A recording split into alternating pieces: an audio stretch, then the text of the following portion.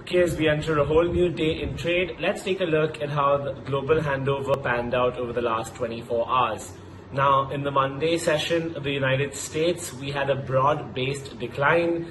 Dow shed 410 points, S&P and Nasdaq both lost over 1%. In fact, they lost 1.6%. All 11 sectors of the S&P 500 ended in the red. This was the fourth day out of 5 down for the Dow and S&P 500. It was the fifth straight day of decline for the tech-heavy Nasdaq.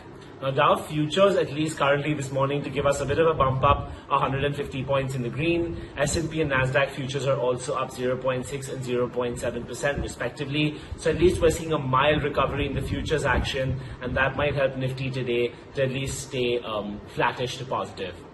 Now, Asia is trading mixed this morning. The Nikkei in Japan is currently down 0.16%. Softbank shares have fallen more than 1%, so that's what's leading the fall over there. The Topix index not far behind, that's also shed around 0.2%. The Kospi in Korea, South Korea, was fractionally lower in morning trade, but that index also facing some pressure today. And then you have the S&P ASX 200 up just slightly. So Australia as well not looking too positive. So overall, Asia looking quite lackluster this morning. Now, to get you an update of how Europe performed yesterday, the Stoxx 600 closed down around 0.2%. It was up 0.8% at one point in the session. So it shows you the sharp reversal that we saw in terms of sentiment, mood, and market action over there. In terms of what was losing and what was winning, the chemical sector yesterday dipped 0.9%. So seeing that sector cool off, which is otherwise, been doing quite well.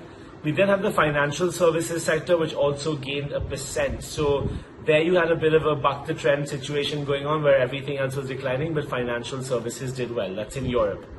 Two commodity checks we always do for you, Brent and gold.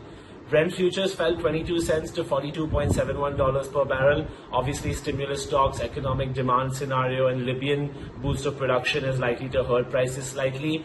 WTI futures settled 5 cents or 0.1% lower to $40.83 per barrel. So again, we're seeing a bit of a retracement, but at least we're still defending $40 quite firmly for Brent. We're well above that, at least 5-6% above that. For WTI, we're a bit closer, but still not anywhere close to breaching 40.